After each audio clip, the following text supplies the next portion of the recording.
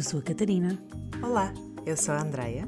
Juntas apresentamos o Pod Mais Amor. E agora que deste play neste episódio, respira fundo, relaxa, abre o teu coração e vamos por mais uma conversa.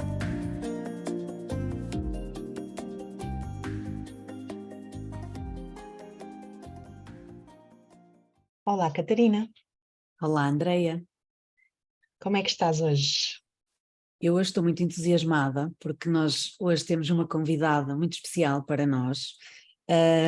Temos connosco a Marcela Almeida, que é advogada, juiz social, mãe de 3 e coautora do GP3S Divórcio Consciente, que é um projeto que nos é muito querido. Olá, Marcela. Olá Catarina, olá Andreia, obrigada pelo vosso convite, é muito bom Bem-vinda. estar aqui convosco. É importante dizer que a Marcela é casada. Também. Sim. Sim, é verdade, sou casada. E, Embora trabalhe com o divórcio, sou casada. Exato, é isso. É uma isso. pergunta que muitas vezes te fazem, não é? É verdade, é verdade. E nós convidamos a Marcela porque gostávamos realmente de poder partilhar mais sobre este GP3S do divórcio consciente e hoje gostávamos de falar contigo mais sobre estas questões do que é efetivamente um divórcio consciente, porque há muitas pessoas que se calhar ficam um bocadinho melindradas ou que não percebem muito bem. E até esta questão do consciente está agora muito na moda, não é? E até existem várias vertentes atualmente e se calhar era interessante podermos explicar melhor às pessoas em que é que consiste Ok. isto do divórcio consciente, mas não sei se queres começar por explicar um bocadinho como é que surgiu na tua vida o trabalho com esta área, não é? Ok. Porque o direito tem várias vertentes. Como é que Sim. tu, se calhar era interessante também partilhares um bocadinho primeiro isso. Olha, então, assim, de uma forma muito resumida, eu escolhi direito com aquela ideia assim romântica, mas que ela continua cá, de dar o meu contributo para o mundo. É uma ideia romântica, mas é a ideia que continua em mim e que não faria sentido, para mim de estar no direito se não fosse para dar o meu contributo para o mundo, não é? Para as pessoas. Quando optei por curso de Direito, não só não me desiludi, como me encantei mesmo muito. A faculdade foi assim mesmo, assim, isto faz mesmo sentido. Gostei mesmo muito, não é? Às vezes acontece as pessoas desiludirem-se, no meu caso foi isto é muito melhor do que eu podia pensar, é mesmo isto, é mesmo isto. Eu gosto muito do direito enquanto disciplina, na vertente de como ciência social, não é? Como uma ciência que dá o contributo para a sociedade. Que ajuda, de facto, a contribuir para um mundo melhor, não é? Não é justo, mas... Sim, o propósito de um bem comum para todos, não é? Com esta intenção.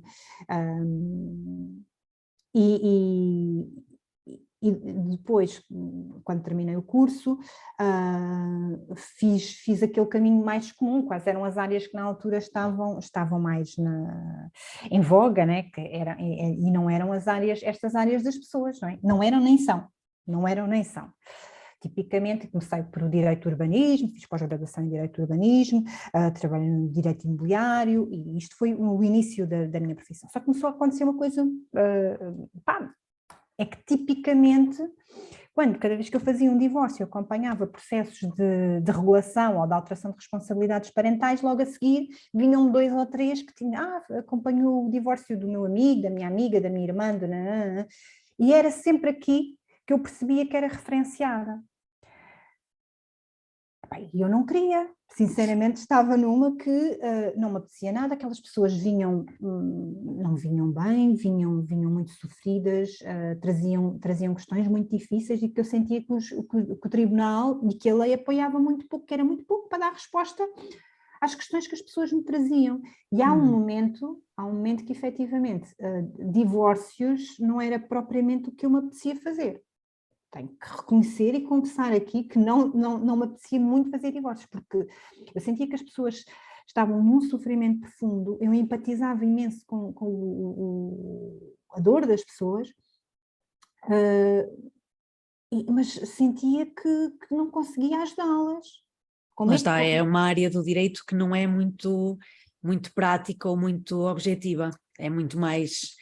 É uma área do direito que precisa de ser trabalhada de uma forma multidisciplinar, não é? Nós não podemos meramente, se efetivamente queremos trabalhar a sério e ajudar as pessoas efetivamente a terem um divórcio do ponto funcional, não é? Para ser um evento a ser ultrapassado,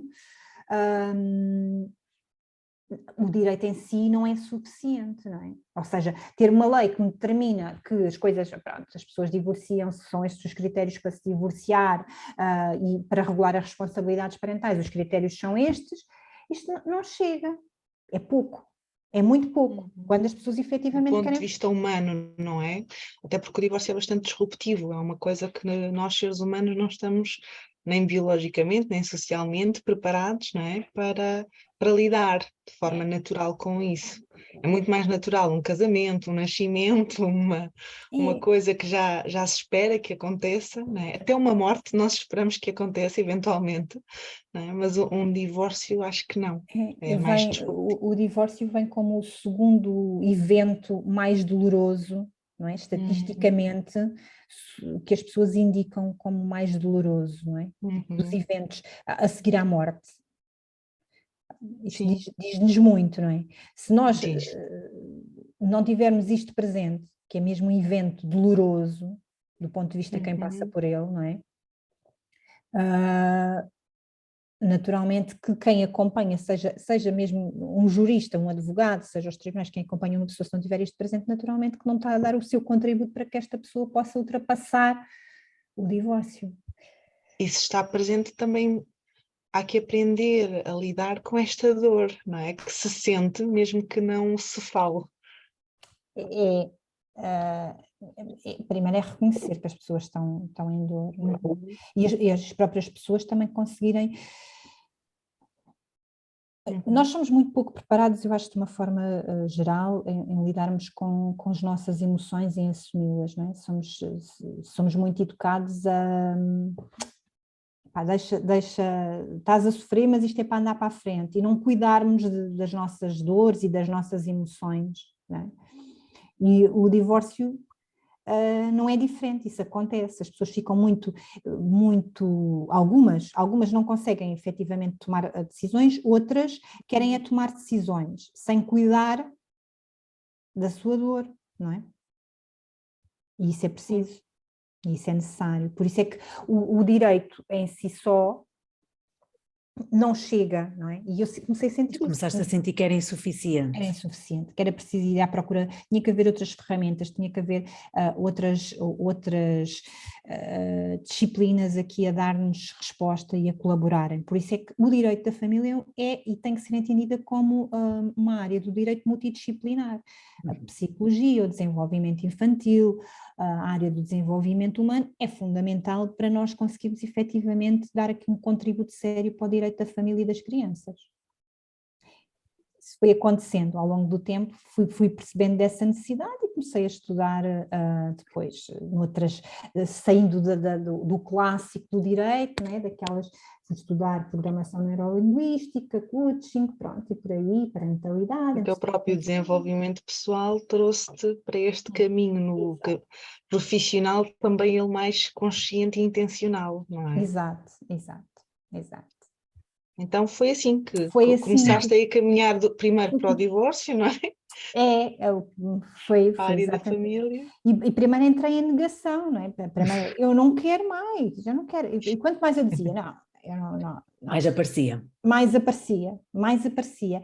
Eu acho que estas coisas também são muito interessantes, não é? Quando nos aparece muitas coisas do mesmo tipo, eu acho que é porque nós temos alguma coisa a aprender. Aí é porque estamos a sentir que que é que nos está a aparecer muito, é sobretudo porque estamos a pôr o nosso foco, estamos a achar que está tudo ali, se está tudo ali, o meu foco está ali, é porque eu estou preocupada com aquilo, não é?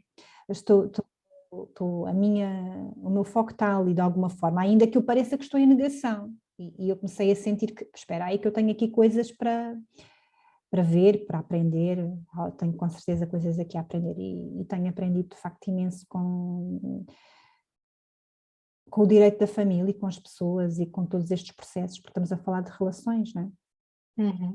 Como é que chegaste a este caminho de divórcio consciente? Como é que começaste a introduzir aqui esta forma de conscientemente trabalhar este momento tão doloroso para as pessoas que te procuravam na advocacia? Olha, pelo meu caminho da minha vida pessoal, não é? Eu conheci a Mafalda Correia, que é a outra autora do GP3S, Divórcio Consciente, e as nossas conversas, a Mafalda também é mãe de 4, eu sou mãe de 3, as nossas conversas muito apaixonadas sobre parentalidade, começámos a ter ali uma conversa sempre muito entusiasmada à volta da parentalidade. E isto dava-nos conversas profundas e muito interessantes. A dada altura, a Mafalda começou a estudar parentalidade consciente e eu fiz com a Mafalda um workshop sobre parentalidade consciente. E isto começou a fazer muito sentido para mim, porque havia muitas questões que me chegavam ao escritório, em que as pessoas queriam pôr processos em tribunal para discutir assuntos e para resolver questões supostamente de parentalidade, e que eu comecei a sentir que não eram questões de parentalidade. Na verdade, o que estava ali por trás, umas eu achava que, embora até fossem questões de parentalidade, não eram nos tribunais que se iam resolver.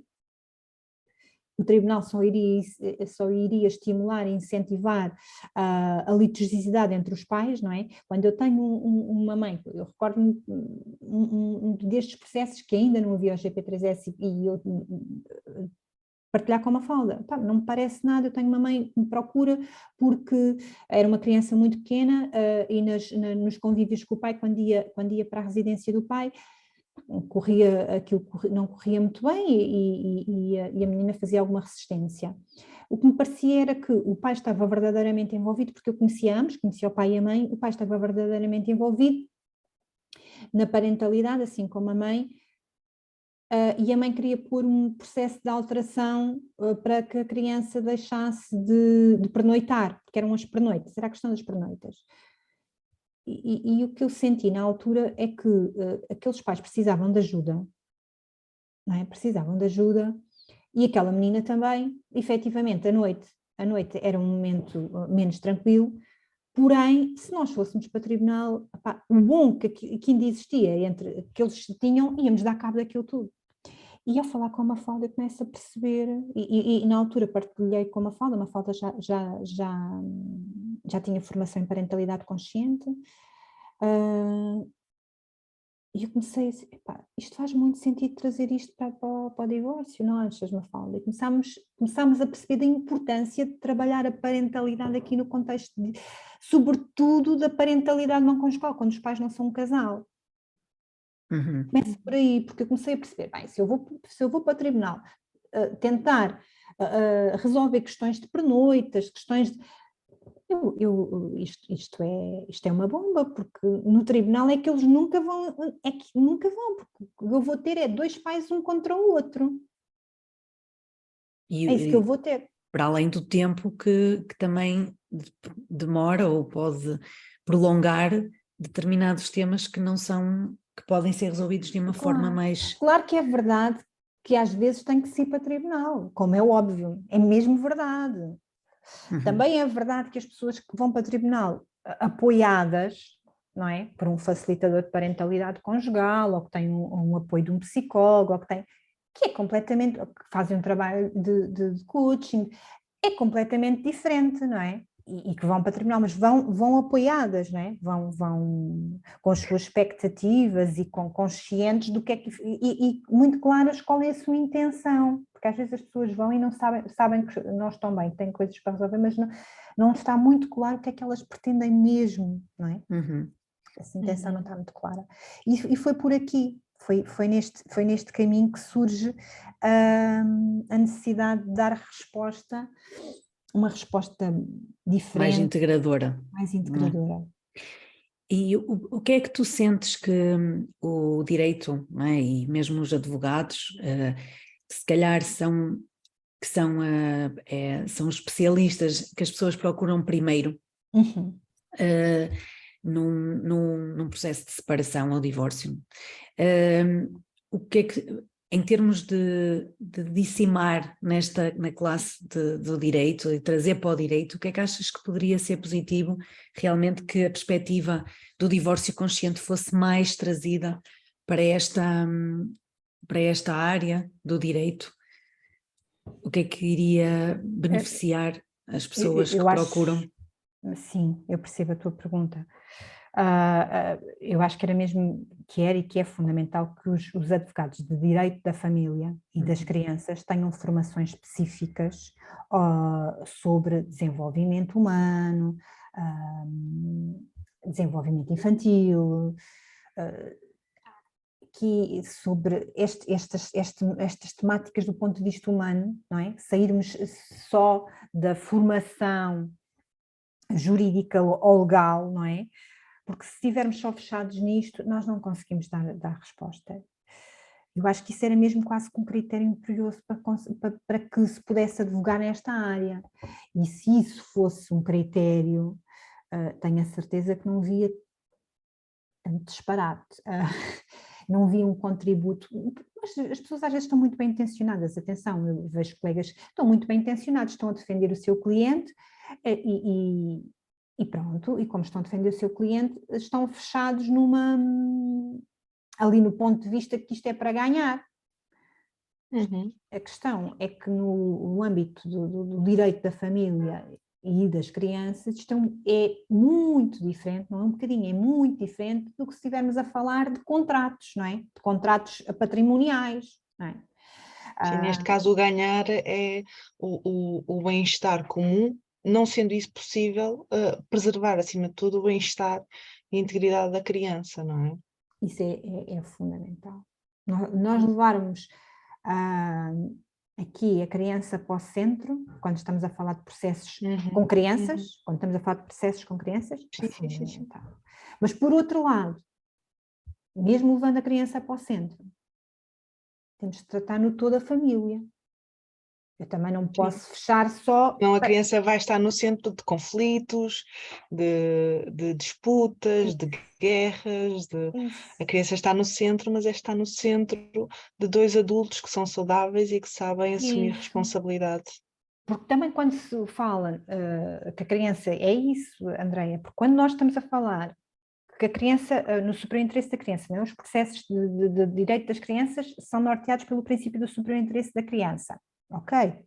Agora, eu tenho sempre que olhar para aquela criança integrada na sua família. Eu não posso, para esta criança o melhor é concluir estudos superiores, claro, para ela e para qualquer criança, mas eu tenho sempre que olhar para a família no seu todo, na sua família, como é que é a sua família, porque eu não posso esquecer disto, quem é a mãe, quem é o pai. Sim, não existem chapas 5, não é? Não existe não protocolo. Nós somos todos E diferentes. até a relação com os profissionais, Catarina, estavas a propor aqui que os advogados às vezes têm esse mindset, não é só os advogados, não é? Somos todos nós enquanto sociedade.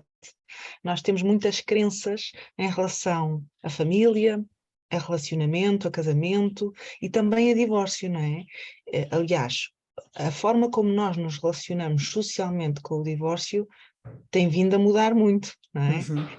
Aliás, eu ia pedir à Marcela para falar aqui um bocadinho, talvez aqui neste campo jurídico, um bocadinho desta história da evolução, não é? do divórcio no direito, não é? Porque houve alterações, houve mudanças ao longo dos anos e isso impacta-nos consciente e inconscientemente, não é? Por isso é com certeza, temos agora muitas regulações e muitos até divórcios feitos de forma muito diferente do que há 10 anos atrás, do que há 15 anos atrás. E isso reflete também, obviamente, a nossa evolução enquanto sociedade e enquanto indivíduos. não é? É mesmo isso. Olha, o direito, não é? Ele corresponde sempre ao pensamento, não é? De uma sociedade. Traduz sempre, não é?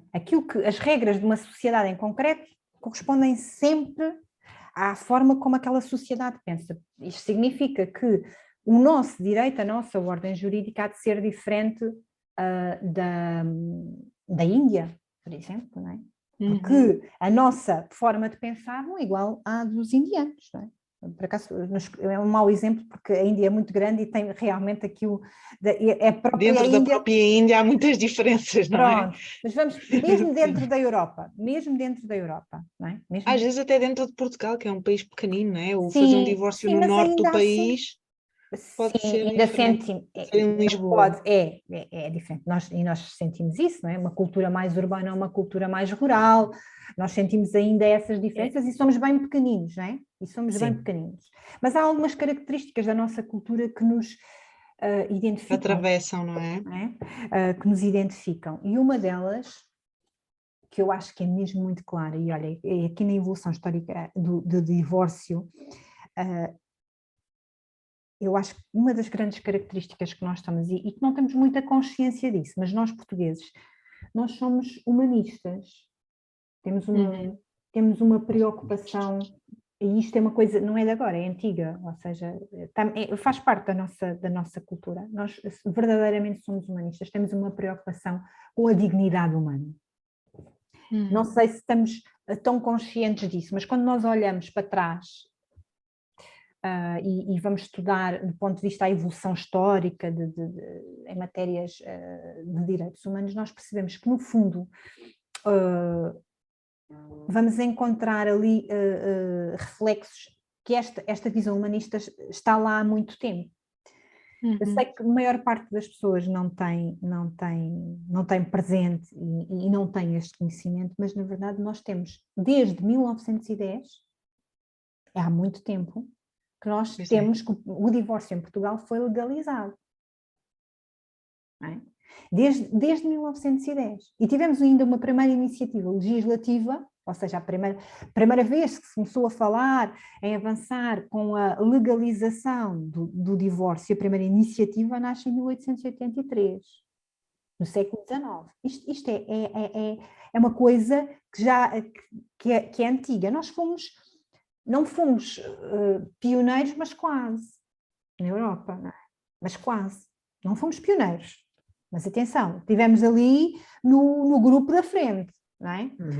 Isto diz muito sobre nós, não é? Esta preocupação que existia de facto de respeito pela dignidade das pessoas, pela liberdade. Quando nós consultamos os projetos, estas primeiras iniciativas legislativas, o projeto de lei do divórcio, no início do século XX e ainda do final do século XIX, era exatamente isto, assentava nesta preocupação, porque na verdade nós sabemos que os casamentos eram muito acordos patrimoniais que as pessoas faziam de família, não é? Mais do que por amor ou por escolha própria. Exato. O casamento também mudou, não foi só o divórcio, o casamento também mudou muito socialmente, não era? Antes era um evento religioso e apenas e só essa questão do património e da continuidade financeira, não é? Era uma questão, uma preocupação muito de manter o património entre as famílias, não é? Mas cada vez mais, não é? No desenvolver das pessoas, foi ficando esta coisa que o casamento é uma coisa de afetos. A família é de afetos, não é? A família é, acima de tudo, a sua ligação faz-se através dos afetos. E isto não é, hoje para nós é óbvio, nós estamos a falar aqui as três e parece-nos óbvio, sim, claro, o casamento só faz sentido através do afeto, do carinho, do amor. Aqui há uns séculos atrás não era assim, mas foi se tornando assim, as pessoas também se sentiam quase que violadas, e é por isso que nasce esta ideia de divórcio, estar obrigadas a estar com uma pessoa que não se quer estar. seja porque efetivamente eu tenho a outra pessoa é agressiva, ou é violenta, ou o que quer que seja, seja porque efetivamente a pessoa se desapaixonou, e isso também acontece. Pode não haver uma causa propriamente daquelas trágicas, pode ser só isto que se passa dentro da pessoa, a pessoa desapaixona-se. Ainda assim é de uma violência tremenda eu estar obrigada a estar com uma pessoa que não quer estar. Mas lá está, mesmo essa visão de simplesmente quero-me separar, simplesmente entre aspas, porque deixei de gostar daquela pessoa, só até há bem pouco tempo é que passou a ser aceito como um motivo, entre aspas, para o divórcio, não é? Porque antigamente, e isto também pode, de certa forma, justificar um pouco como é que nós ainda hoje se olha um pouco para a separação e para o divórcio como uma questão de alguém é o culpado e alguém não tem culpa. Sim, tens É razão. porque até bem pouco tempo tinha que haver um motivo para haver o Tinha que haver divórcio. um motivo, tinha que haver um culpado, não é? Até 2008, e isto é relativamente recente, e as Em pessoas ainda 2008 foi ontem, não é? No foi ponto de vista ontem da humanidade.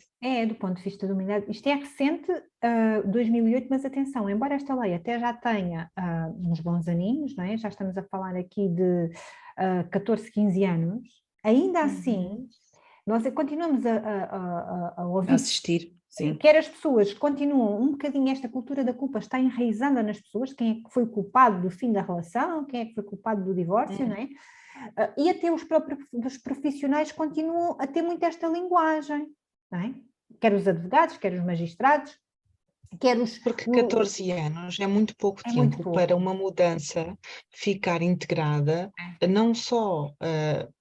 Eu acho que às vezes é mais fácil alterar as leis do que a mentalidade, não é? Então as coisas andam aqui meio que primeiro altera-se uma, depois altera-se outra, depois altera, e vamos caminhando assim a par, que é para começar a haver este divórcio na lei, foi preciso algumas pessoas, talvez as mais privilegiadas em termos de conhecimento, de É estudos, isso mesmo. terem acesso a essa informação. É isso. Primeiro que isso se generalizasse ao restante da população, mais uns aninhos. Uhum. Apesar de já estar disponível na lei as mentalidades e a educação que as pessoas tinham para o casamento e para as relações continuava a ser, muito provavelmente, muito parecida com a anterior. Não é? E eu lembro-me que me divorciei em 2015 e eu ainda passei por muitas das coisas que estamos aqui a falar, não é? 2015, não foi assim há tanto tempo, foi há E menos de 10 ainda, anos, sim, e passei por isso, não é? e ainda hoje, em determinados contextos, em que pessoas que vivem em realidades ou mais rurais, ou mais, em determinados contextos, não é? Ou círculos sociais mais fechados, não é? Ou contextos muito religiosos, não é? Pessoas que têm uma ligação muito grande a uma religião, e que circulam depois também, os seus amigos, estão ligados à igreja, as pessoas continuam a sentir essa pressão enorme, no fundo, de manter um casamento quando já não faz sentido, não é? Sentir um estigma pelo facto de serem divorciados, isso continua a existir, não desapareceu. Eu sinto que as Sim, nas coisas estão escolas nas sente-se isso. escolas, não é? Sente-se isso, não é? O divórcio depois tem as costas largas para quando uma pessoa é divorciada, ou quando uma criança é filha de pais divorciados, ou de pais que nunca foram um casal, não é? Basta os pais nem terem sido casados, para se dizer, pois sabes, está a correr mal. É natural, os pais são separados, a pessoa está numa fase menos boa, pois sabes, é divorciada, não é? Tem as costas largas, como se todas as outras pessoas que são Casadas. casadas não passassem também por fases difíceis, não é? E fases, Sim. do ponto de vista emocional, não estou a falar depois de outro género de questões. Sim, a culpa ainda, embora nós tenhamos uma lei que desapareceu com o conceito de culpa, nós continuamos muito nesta cultura da culpa. Tem-se feito um caminho, eu acho que estamos a trabalhar nisso, e que vai-se vendo cada vez mais os profissionais a dizer esqueçam isso da culpa, não há culpa, mas ainda está muito enraizado, sim, verdade. Eu acho que um grande diferencial do GP3S, e agora vou, talvez como facilitadora, trazer esta experiência, que é, eu acho que o grande diferencial é trocar aqui mesmo a culpa por responsabilidade. Porque quando estamos aqui ainda muito focados em quem é a culpa, de quem é que está a fazer errado, de quem é que fez, quando focamos-nos muito na culpa, vamos associar-nos a sensações ou de superioridade, ou de inferioridade, ou de vergonha, ou de insuficiência, ou de querer vingança, ou de querer ajuste de contas, sentir injustiça, não é?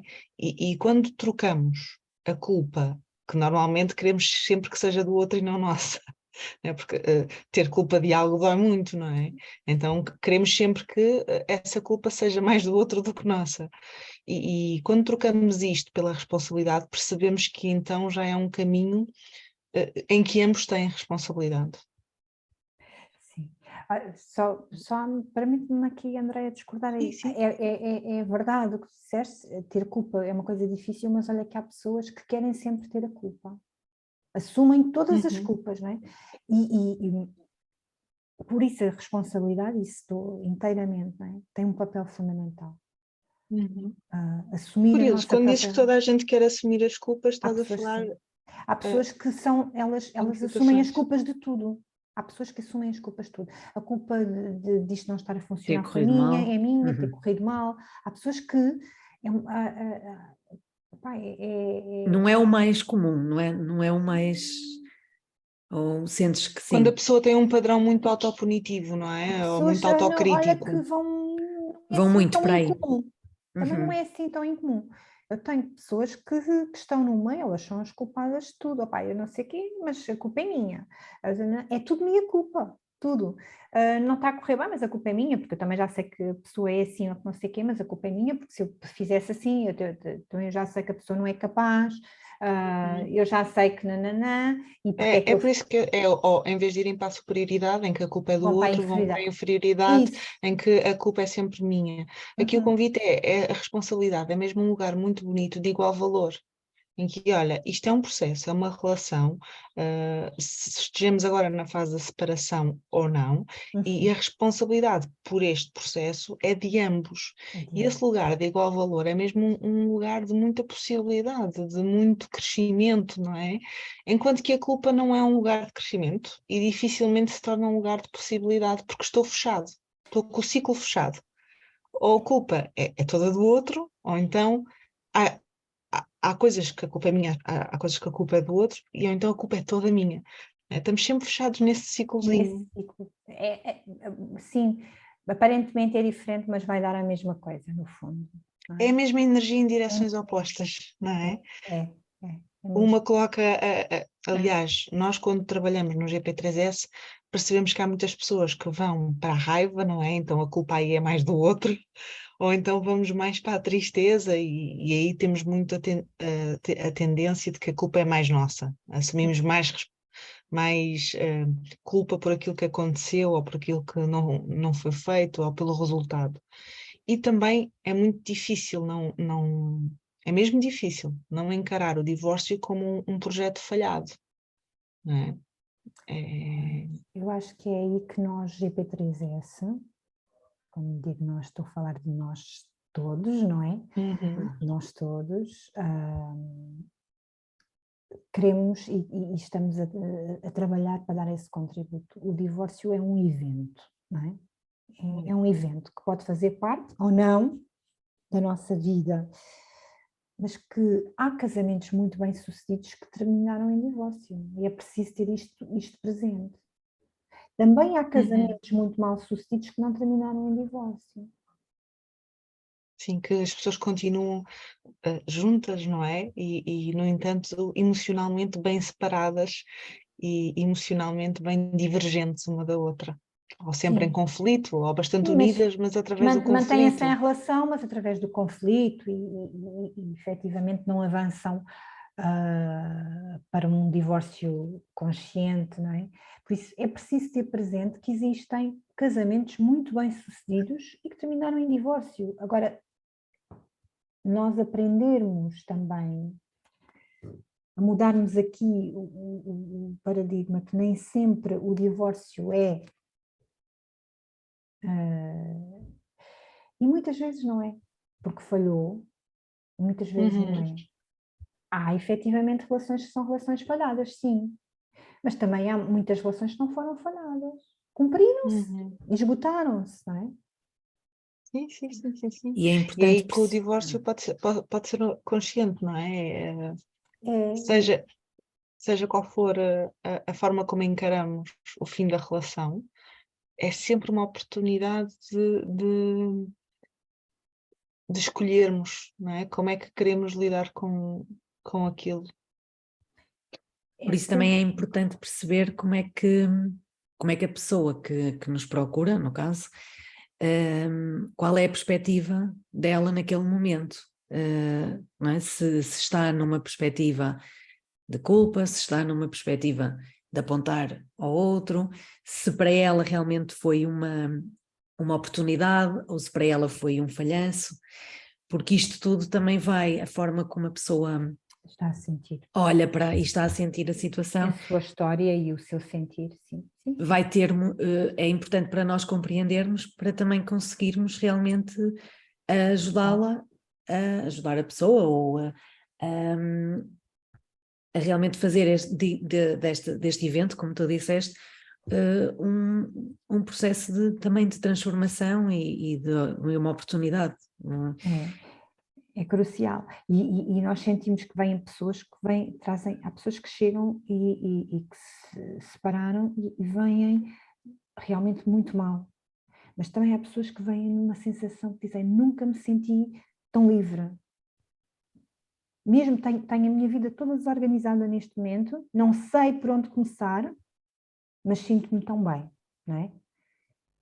E perceber isto, como estavas a dizer, Catarina, é crucial para sabermos onde é que, como é que podemos ajudar aquela pessoa e em que ponto é que aquela pessoa está. Isto é crucial.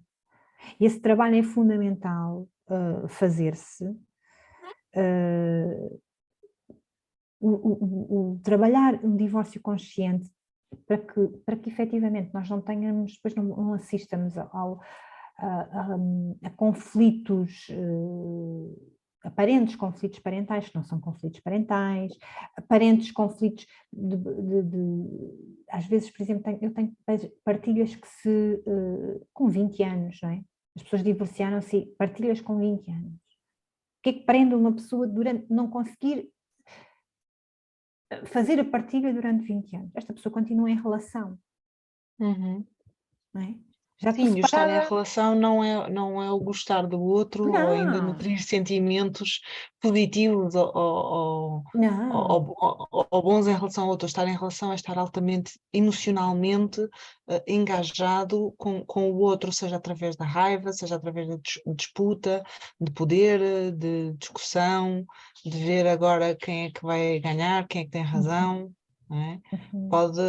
A pessoa pode manter-se emocionalmente muito conectada ao outro através da disputa. Não é? Através da disputa, sim. Há pessoas que é a forma que elas conhecem de estar, não é de se relacionar, não é só com, mesmo socialmente, não é? Nós conhecemos pessoas que a forma de estar que elas têm, que elas aprenderam a se relacionar foi através da disputa. É o litígio, não é? É o É o litígio. estar ali, É sempre. isso que lhes dá muita energia, sim, sim. O divórcio consciente é o que permite, a pessoa que escolhe fazer um divórcio consciente, é o que permite romper com estes padrões, né, com padrões de funcionamento, porque foi isso que nós fomos percebendo no GP3S, que só quem se predispõe efetivamente a fazer um divórcio consciente, e um divórcio consciente não é uma coisa que se faça, não se vem a uma sessão e olha, fiz um divórcio consciente, não é? É um processo. Só quem se predispõe a fazer um divórcio consciente é que efetivamente consegue romper com padrões instalados de funcionamento e recomeçar verdadeiramente, não é? Porque às vezes as pessoas dizem que estão a recomeçar e não estão a recomeçar. Elas não estão a Sim, recomeçar, elas só estão a sair de um cenário diferente para outro cenário, mas na verdade mantêm exatamente a estrutura. a estrutura. A estrutura que criou o primeiro problema continua ativa e apesar do primeiro problema já se pode ter resolvido, os próximos vão ser encarados com a mesma estrutura, com o mesmo mapa, não é? Eu gosto muito da ideia do GPS que nos permite muito recalcular a rota e inserir novas coordenadas, não é? Acho que isto é mesmo importante perceber que fazer um divórcio consciente não significa que a minha experiência desse divórcio vai ser só positiva, ou seja, que eu vou sentir-me bem durante todo o processo, que vou ficar com uma relação super saudável e funcional com a outra pessoa e que vou conseguir, vamos terminar todos amigos e um dia ainda nos vamos rir muito disto, não é? Mas também não precisa de significar o oposto, não é? Que vai correr mal e tu tens que me preparar, tenho que estar muito consciente porque vai ser tudo muito difícil. Estar consciente é isto, é tu assumires a tua responsabilidade pessoal pelo que estás a sentir, pelo que estás a pensar, pelo teu comportamento, definir muito bem as tuas intenções, perceber como é que queres passar por este processo e onde é que vais colocar o teu foco, não é? O teu foco agora já não é na relação com o outro, é na relação contigo mesma ou contigo mesmo e na relação com, caso haja, não é? Crianças, na relação com os teus filhos. E isto é muito difícil, não é? Porque um divórcio, sendo um momento tão disruptivo, tem muitos estímulos que para nós seres humanos são altamente sedutores engajarmos nesses estímulos, não é? Alguém que nos acusa de algo, que nos manda um e-mail altamente, não é? Tem ali muitos gatilhos para nós, que Ofensivo e vão nós despertar sentimos que muitas temos que nos defender, não é? Esta pessoa vai-nos está-me colocar ali emocionalmente em lugares muito desafiantes. E eu estar consciente disso é eu perceber que continua dentro da minha responsabilidade o sair da reatividade a esses estímulos do outro e da relação com o outro nesta fase e levar-me, acalmar-me, regular-me e levar-me para a intencionalidade. Ok, este foi o impacto do comportamento do outro em mim. E agora como é que eu quero cuidar disto? E como é que eu escolho agir a partir de outro lugar? Não é? Estás a falar nos pilares do divórcio consciente, é isso mesmo. É verdade. Esse o primeiro pilar é esse mesmo, é a intencionalidade, não é? Sair desse modo reativo e automático, não é? E estar a agir com intenção, pensar, de facto, sair daquele lugar de dar respostas automáticas, Sem não é? pensar. Sem pensar. Esse é o primeiro pilar do divórcio consciente. E Sim. nós no GP3S, uma das coisas que trabalhamos muito é capacitar os clientes para identificar, para o seu próprio autoconhecimento, não é? Para identificar em si o que é que está a acontecer, não é? Onde é que estás agora? E para onde é que queres ir, não é? É isso que acabaste de dizer, é mesmo muito importante, é que o divórcio, muitas das vezes as pessoas pensam que é sobre o outro, e o divórcio é sobre mim. E foi isto que no meu trabalho eu fui percebendo. Não é? Independentemente se a pessoa mete a culpa no outro ou a culpa em si própria, não é? Independentemente de qual é a forma de funcionamento, a verdade é que tipicamente alguém que não se propõe a fazer um divórcio consciente acha que as coisas funcionam, uma relação chega ao fim por fatores exteriores, dizem, metem a culpa na falta de dinheiro, na doença, na bebida, nisto, naquilo, naquilo outro, ou na traição, na infidelidade, seja o que for. Não é? Foi a falta de dinheiro, porque entretanto as economias do casal começou a ser complicado.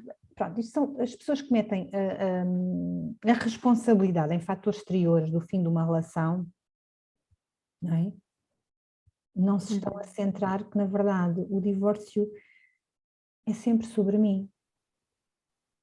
Até porque quem coloca em fatores externos está muito desconectado de si Consigo. mesmo e do seu processo interior, porque Uhum. uma separação, às vezes, em primeiro lugar, importa dizer que um divórcio consciente não é por ser consciente que deixa de ser doloroso.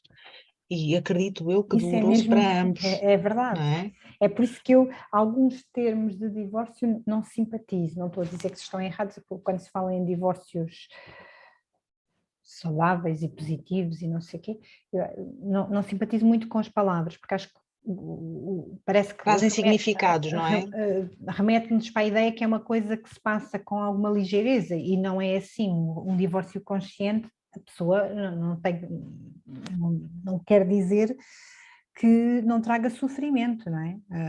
Pode Sim, trazer. sim, e mesmo que não seja uma sensação de luto, porque algumas pessoas Pessoas realmente não. não têm essa sensação de luto, de perda, mas Uhum. mesmo que seja um momento de transformação, não é? Que seja um momento de mudança e algumas pessoas até encaram como um alívio, sobretudo pessoas que tinham, se calhar também elas, uma relação já bastante conflituosa, mas mesmo nessa perspectiva de mudança e transformação, vai haver momentos nessa mudança e transformação que vão ser difíceis, de muita turbulência emocional, e mesmo quem toma a decisão, quem faz a escolha, é importante dizer que também está em dor, que também sofre, não é? Uhum. Até porque muitas... Diz, Desculpa, não, só ia acrescentar que realmente nós também o que queremos oferecer à pessoa é mesmo um espaço para poderem, de certa forma, viver o seu ressentimento, o possível ressentimento que pode Sim. existir, de uma forma neutra também, porque é isso que muitas vezes que as pessoas precisam até para poderem avançar ou para poderem ir para o passo seguinte, é também poderem realmente ter espaço para viver aquilo que estão a viver, aquelas emoções que estão a sem viver. julgamento, não é? Sem julgamentos e com autocompaixão e com generosidade consigo mesmo, para realmente poderem, então, a partir de um patamar mais, ok, agora eu consegui resolver isto, porque isto é preciso, e para resolver também é preciso eu identificar e acolher aquilo que estou a sentir.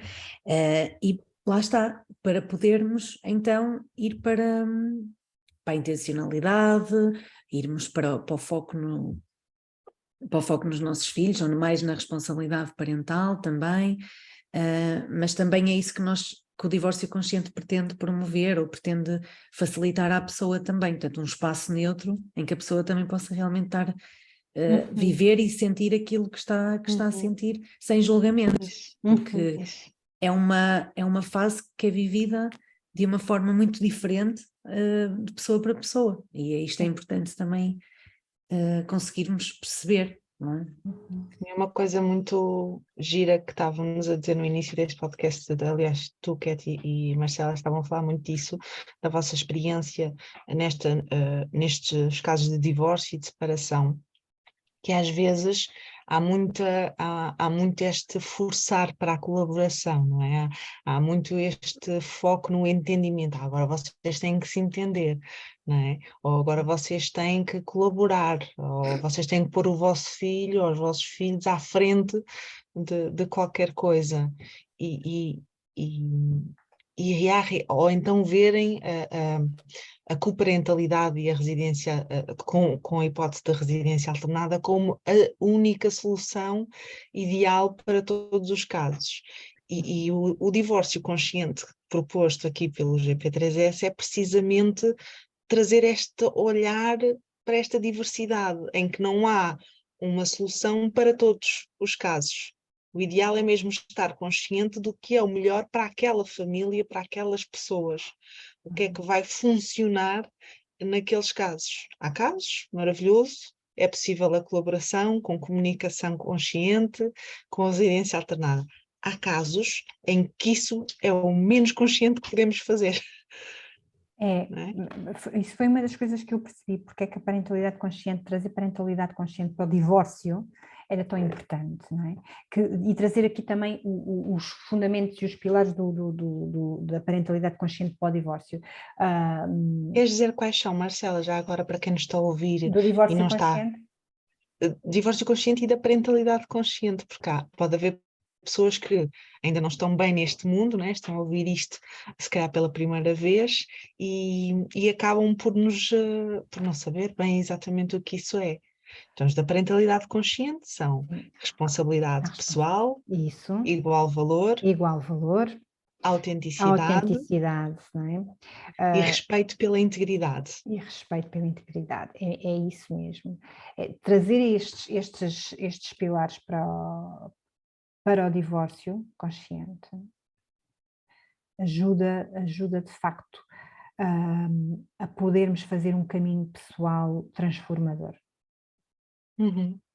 para nós e para os nossos filhos, não é? Para as nossas famílias.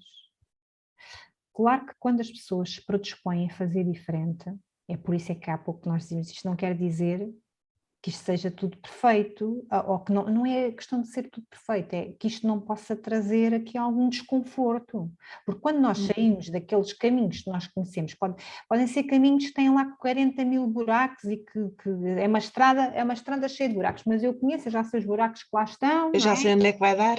eu até sei que se cair no buraco como é que vou fazer para sair dele, pronto. É um caminho turbulento. Depois há um caminho que até pode ser o melhor caminho de todos, mas eu aquele não conheço. Eu acho que isto é assim uma visão que acho que todos conseguimos perceber, que é, eu vou sempre para a autoestrada do Norte. Mas podias ir pela Nacional, há ali um caminho e tal. Mas esse eu não conheço. Mas vais apanhar muito trânsito, vais não sei o quê. Não, este eu conheço. Eu acho que fazemos muitas vezes estas opções. Aqui o divórcio consciente, a proposta é mais ou menos Conhecer outros caminhos. Conhecer outros caminhos e caminhos muitas das vezes que nos levam mais longe e que nos levam a sítios que vamos estar bem melhor. Claro que quando nós escolhemos fazer caminhos que desconhecemos, há sempre um certo desconforto, não é? Faz parte. E não nos vai parecer realmente verdadeiro, ou porque não é uma coisa que para nós é simples de natural. Mas temos mesmo que ir experimentando para perceber o que é que resulta connosco e o que é que nós conseguimos também pôr em prática, e até nos parecer natural vamos ter que estar ali a repetir e a forçar, entre aspas, um pouco. Por isso é que também olhar para esta possibilidade do divórcio consciente também como uma forma de crescimento pessoal também nos faz muito sentido, porque realmente é quase nós chamarmos à pessoa para experimentar formas diferentes, porque aquilo que faziam até aquele momento não é o que as está a deixar numa situação mais confortável ou de... por isso é que estão a pedir apoio, ou por isso é que sentem que precisam de ajuda, e então este olhar para si e aproveitar esta possibilidade ou este evento como uma forma também de crescimento pessoal também é muito importante, porque faz isto, não é? Faz-nos isto por caminhos diferentes, faz-nos experimentar as coisas de forma diferente e perceber o que é que se ajusta mais connosco. Os momentos de mudança, sejam eles quais forem, não é? Seja o divórcio, seja a parentalidade, a chegada da parentalidade, são tudo momentos de mudança nas nossas vidas, são oportunidades que nós temos de nos conhecermos e de nos ligarmos a nós próprios. Quando as pessoas escolhem efetivamente ligar-se a si próprios, naturalmente que vão viver melhor, vão estar melhor, não é? Vão viver os tais em autenticidade, não é? Sim. Levarem estes valores para a relação consigo, com o próprio, não é? O respeito pela minha integridade, assumir a minha responsabilidade pessoal, a autenticidade e o igual valor também, e depois para a minha relação com os meus filhos. Eu acho que essa ordem depende realmente desta diversidade. Eu acho que os valores são sempre os mesmos, não é? A nossa Sim. proposta é começarmos pela prática do igual valor, do respeito pela integridade, minha e do outro, idealmente, pela autenticidade, deixando aqui claro que a autenticidade não é eu despejar ou permitir que seja despejado tudo o que estou a pensar e a sentir e comportar-me de Sim, todas as sim. formas que me apetece. A autenticidade é eu estar em contacto com o que eu penso, com o que eu sinto e alinhar-me internamente com aquilo que me importa, com os meus valores. Eu não estar a agir a partir do ponto da reatividade do comportamento do outro, mas estar a agir a partir de quem eu sou, de quem eu quero ser nesta situação. E a responsabilidade pessoal. Para alguns casos, isto vai ser muito fácil colocar logo na relação com a minha criança, mas vai ser mais difícil colocar na relação comigo mesmo. Para outras pessoas, pode ser que eu até pratico bastante isto na relação com o outro, ou quero praticar muito isto na relação com o outro, mas sem ter muita consciência de que se calhar estou a fazer isso à custa da relação comigo mesma. Né? Vemos isso muito naqueles casos em que ambos os pais estão muito focados em terem uma boa relação em prol dos filhos, mas depois estão a fazer isso à custa de se desrespeitarem a sua própria integridade, em prol do grupo, estão a fazer isso também a desrespeitar a sua autenticidade. Eu não estou muito bem alinhada com isso, mas agora vou dizer que sim, porque é mais fácil para todos e vá para nos darmos bem, não é? Então aqui estes valores são mesmo coordenadas que nos ajudam, seja qual for o caminho que vamos começar, não é? Seja através da relação connosco, seja através da relação com os nossos filhos, seja por onde for, e eu proponho sempre começarmos pelo caminho que é menos difícil para a pessoa, porque é mais fácil aí ir começando a praticar, porque se formos logo para o grande desafio dela, estamos a aumentar o nível de dificuldade e isso pode estar muito diferente da capacidade daquela pessoa naquele momento. Então nós, como facilitadores e profissionais que acompanhamos estes casos, temos que estar sempre a calibrar isto, temos que estar sempre a observar com curiosidade, com gentileza, com este não julgamento do que é o ideal e trabalharmos com o que é possível neste momento. Isto não tem que ser o ideal. O ideal era uma coisa, e agora o que é possível aqui, neste caso? E o possível às vezes é ótimo, o possível às vezes é maravilhoso, não é? Desde que funcione. Não é? Sim, e era o que tu estavas a dizer há pouco, não é? Os casos mais que vão mais para o litígio e que já estão com muitos anos de processos, por exemplo, em tribunal, que são os casos que me surgem muito no CAFAP, que é o Centro de Apoio Familiar e Aconselhamento Parental. O que nós vemos muito é o tribunal a querer que as pessoas resolvam as coisas uma com a outra, juntos, não é? Sim, Portanto, sim, é essa. Há muito esta premissa, não é? Tanto de que os pais têm que se entender e têm que ser amigos, acima de tudo. e falarem um com o outro. Para os profissionais como nós, os advogados, ou que dão suporte a estas famílias que não conseguem ter uma comunicação suficientemente articulada, não é? Ou que procuram os tribunais, não é? Estar a forçar, tipicamente é isto que os tribunais fazem. Os pais têm que ser amigos, inclusive há aquela frase que ficou célebre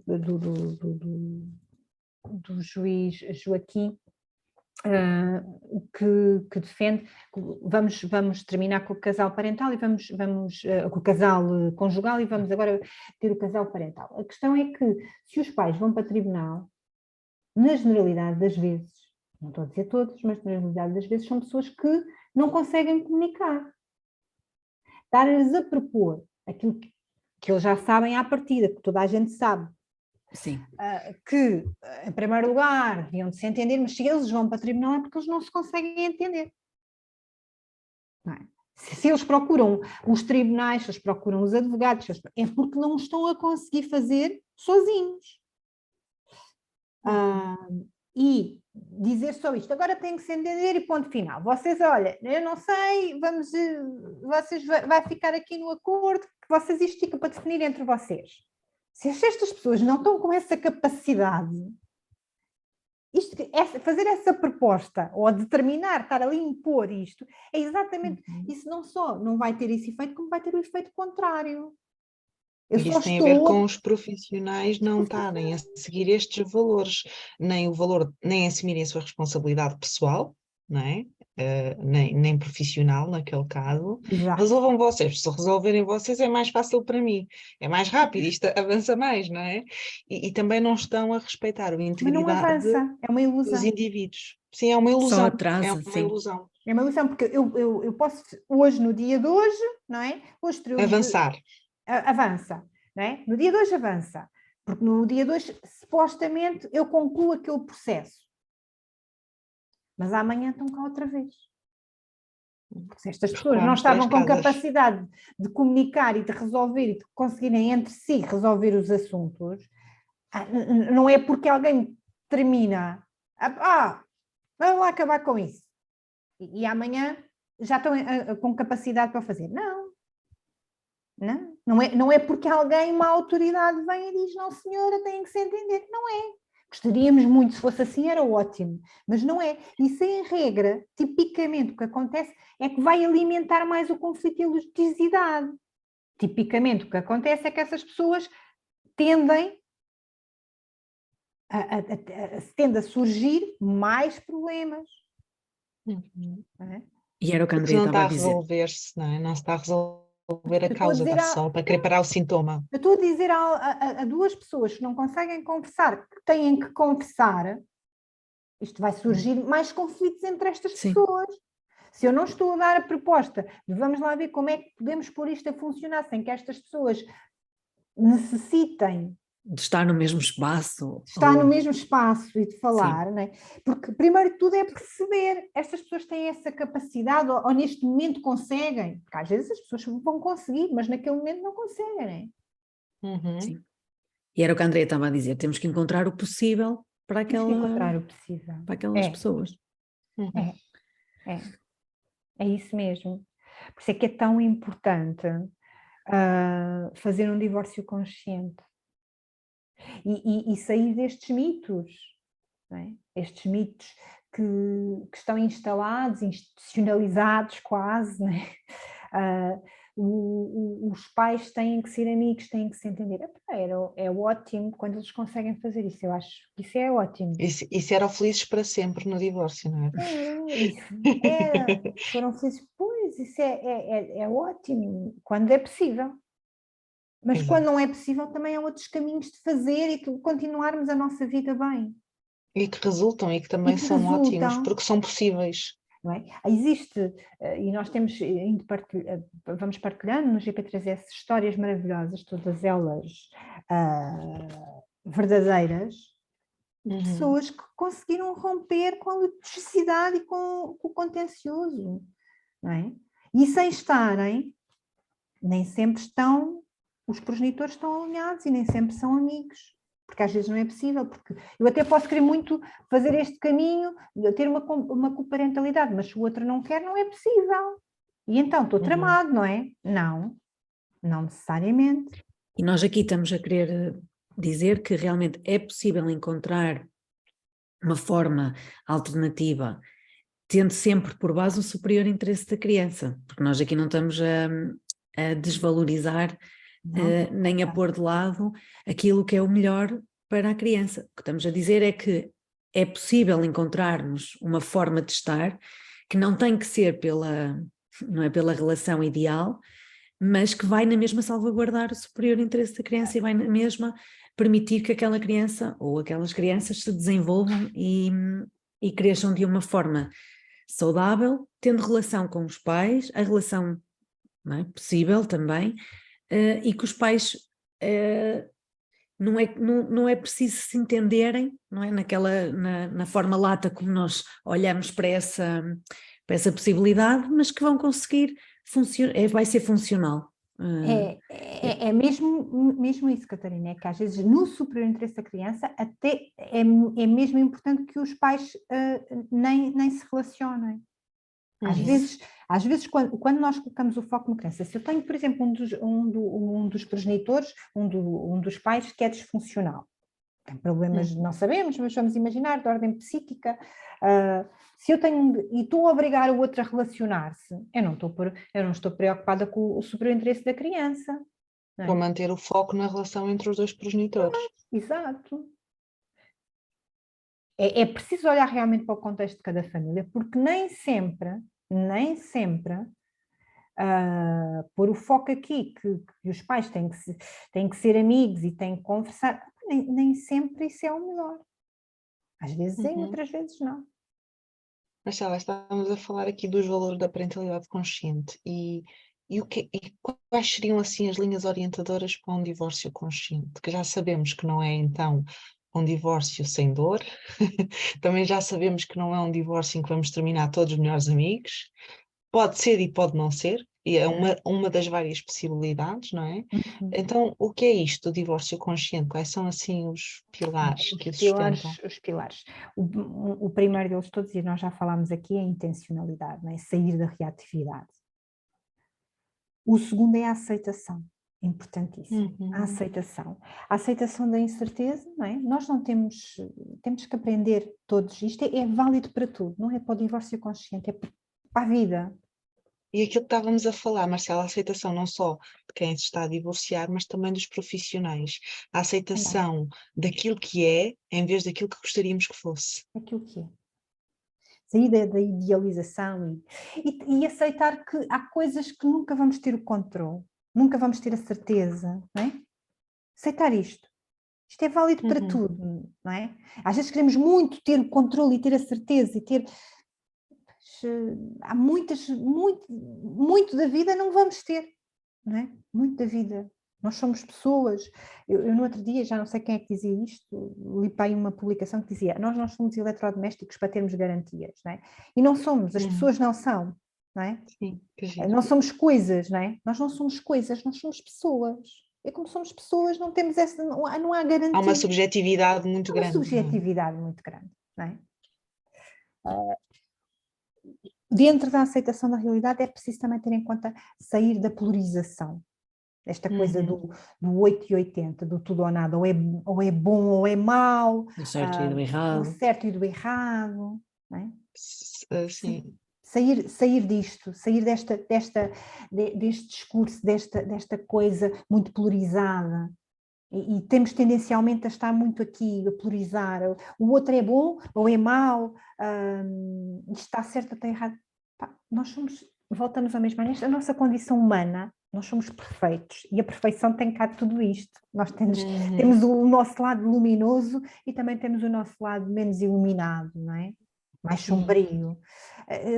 Isso faz parte também da nossa condição humana, por isso deixar de polarizar. Não é? Deixar de estar aqui sempre nesta dicotomia do bom ou na e idealização ou na demonização, não é? Sair disto. O outro pilar do divórcio consciente, muito, mas mesmo muito importante, é a compaixão pelo próprio processo. A autocompaixão.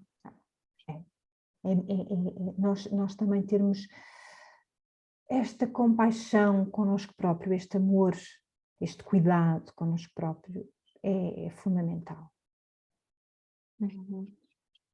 Sim. E um quarto, que me diz muito aqui respeito a mim, são as decisões informadas, as pessoas estarem informadas, não é? Poderem tomar decisões informadas. Isso é tão importante. Estas são assim os 4 pilares do divórcio consciente. Se não são desligados entre eles, atenção, eu não posso passar, para que efetivamente um divórcio seja consciente, é importante que estes 4 pilares estejam lá, Se interliguem. porque eu posso, efetivamente, por exemplo, no que toca às decisões informadas, isto acontece e é muito comum ver pessoas que até estão informadas de como é que as coisas podem funcionar e vão à procura de toda a informação para que as coisas até possam funcionar, mas depois não fazem o resto. Não há aceitação, não há compaixão pelo próprio processo. Não há intencionalidade. Não há intencionalidade. Ou temos o outro. Há pessoas que, por exemplo, fazem este caminho da intencionalidade, têm compaixão pelo próprio processo, mas decisões informadas nada. não é? Querem evitar o conflito, querem evitar Não é? o ser assertivas em relação àquilo que é importante. Tem que haver eles estão Interligados. interligados. Sim. E quando a pessoa se pressupõe, ela predispõe-se a fazer o divórcio consciente, isto tem um impacto na sua vida que não acontece num divórcio consciente. Uhum. A pessoa fica aqui com recursos, não é? E com caminhos percorridos e com informações que agora são transcontextuais, que ela vai levar para a vida, não é? Mesma forma que a parentalidade pode ser um grande curso de desenvolvimento pessoal, o divórcio também. O divórcio também.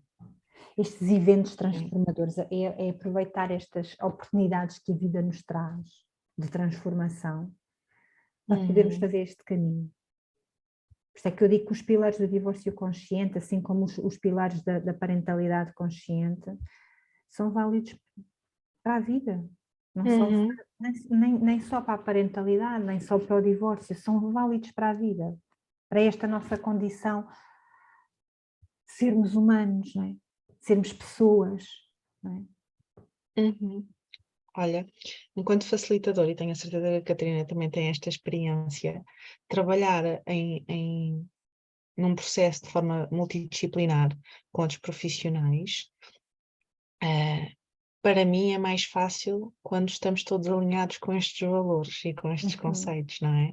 Já tive a oportunidade de colaborar contigo, com a advogada e com outros, não é? E que noto realmente a diferença do foco e da forma como direcionam e lideram os processos. Tenho a certeza que a Catarina também. E eu também, porque eu também tenho pessoas que são seguidas por outros profissionais que não são não são facilitadores de parentalidade conjugal, mas que são seguidos por psicólogos e que também sinto que se não tiverem aqui alinhados, dificuldade, não é? E também sentes provavelmente em tribunal que às vezes o outro advogado não ter noção destes conceitos, os juízes, não é? Os procuradores.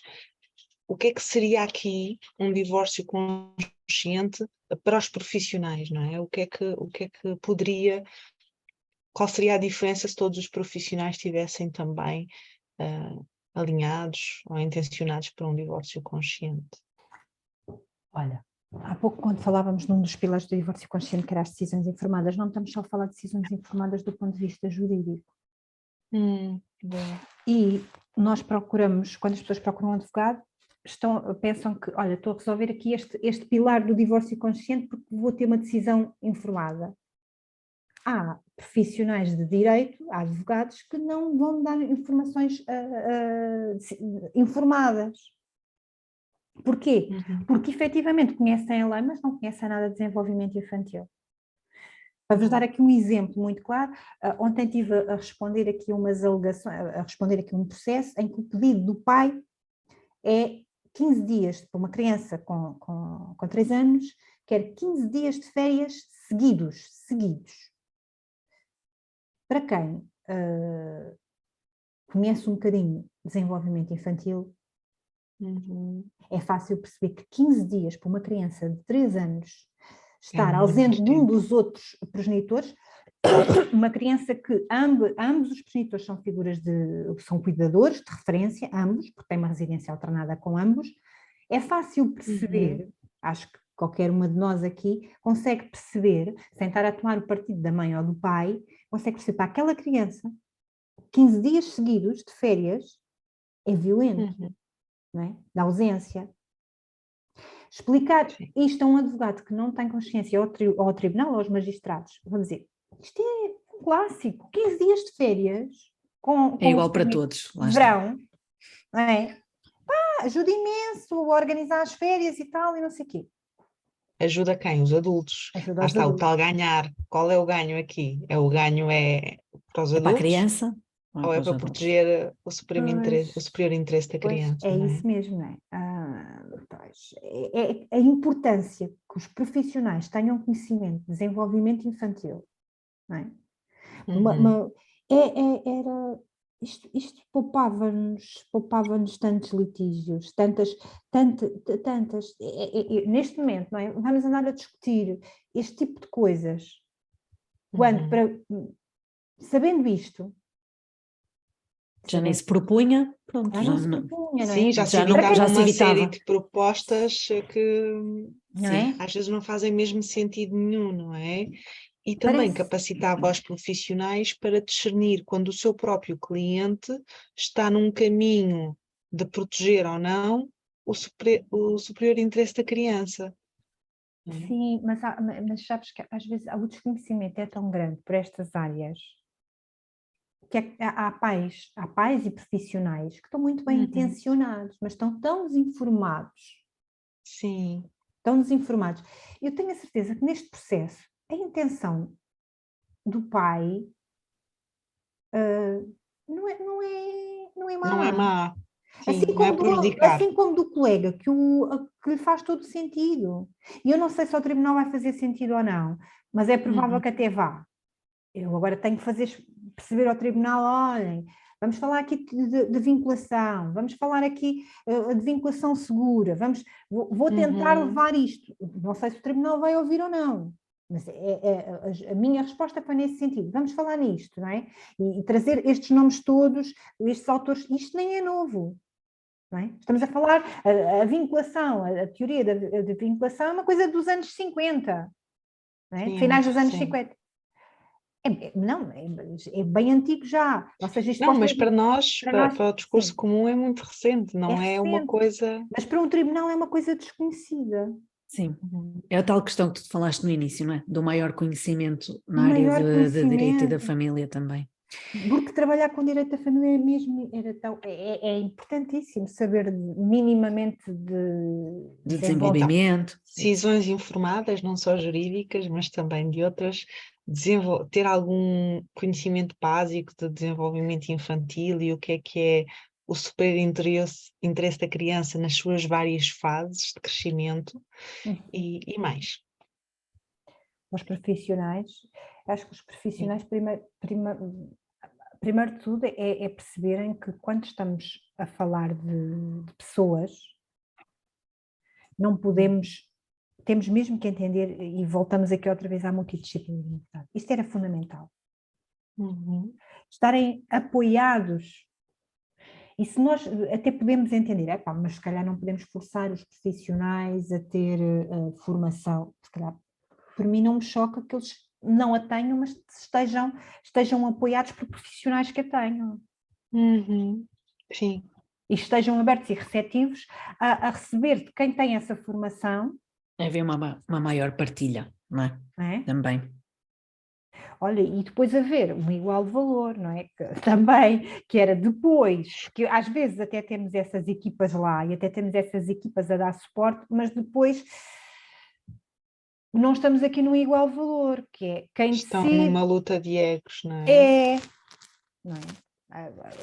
Havendo de facto aqui, percebendo que quem sabe e quem conhece desenvolvimento infantil e desenvolvimento humano, psicologia, não é quem decide, não são os advogados, não são os magistrados, são então esses profissionais que fazem parte de outras equipas, mas que estão a assessorar, então, efetivamente, colocar estes profissionais também no que toca às decisões aqui com outros meios para efetivamente poderem Outro colaborar. suporte, não Outro é? suporte. O facto de haver essa colaboração multidisciplinar, e isso é importante, não é? Assumir que não se é um profissional de saúde ou no caso de ser um psicólogo ou um facilitador de parentalidade não conjugal, não assumir que é um profissional jurídico, não é? Perceber então quais são os limites e as definições desse espaço de colaboração, não é? É isso mesmo. Olha, Sim. Marcela, Que bela conversa aqui sim. que tivemos. Obrigada. Nós costumamos só terminar com uma pequenina pergunta, Marcela, que é onde é que tu achas que poderia haver mais amor no divórcio?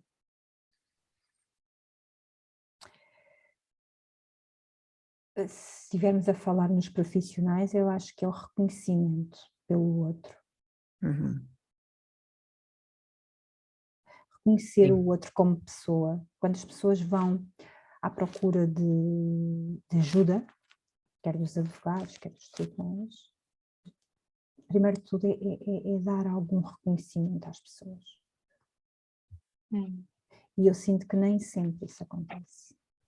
E quando isso acontece, posso-vos dizer que mesmo em situações muito litigiosas, às vezes acontecem coisas muito transformadoras. Uhum. Eu vejo chegarem pais muito zangados. E às vezes o que as pessoas só querem é isso mesmo, é que as vejam. O tal reconhecimento, sim.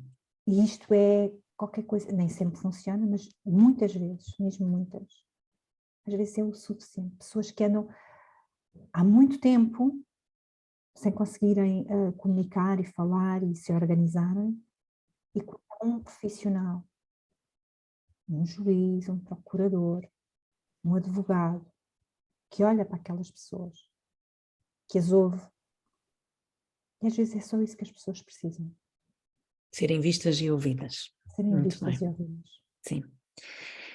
Quem quiser conhecer-te um bocadinho melhor, Marcela, pode acompanhar-te nas redes sociais, Sim, pode acompanhar no Instagram Marcela.advogada, tens uma página sim, também, tenho uma não é? página, sim. Que é marcelaalmeida.pt, Sim. e sim, acompanhar também pelo GP3S, que vai sempre divulgando também a forma como vocês também olham para estas questões do divórcio e da E separação. ouvir o podcast do GP3S. Isso. E tem o livro, não nos podemos esquecer. E o livro. E o livro. Sim, sim, que é um belo guia para quem quer, seja como profissional, seja como indivíduo, é um belo guia, é um belo começo aqui para um caminho mais consciente. E temos as nossas certificações de facilitadores de parentalidade não conjugal e divórcio consciente, que são ferramentas, que é uma ferramenta extraordinária para profissionais, mas também para pais. Exato. Sim, para pessoas que estejam a passar por esse processo, ou que já passaram, mas vão sempre a tempo de ter um divórcio consciente, mesmo que já tenha passado muitos anos. E terem mais ferramentas para irem lidando com uma parentalidade não conjugal, não é? Uhum. Sim. Olha, Marcela, muito obrigada por ter estado connosco. Obrigada. Foi uma conversa muito Obrigada, Andreia. Obrigada, boa. Marcela. E pronto, podemos também contar com mais conversas sobre este tema.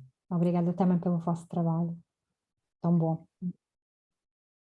Não é isto? Sim.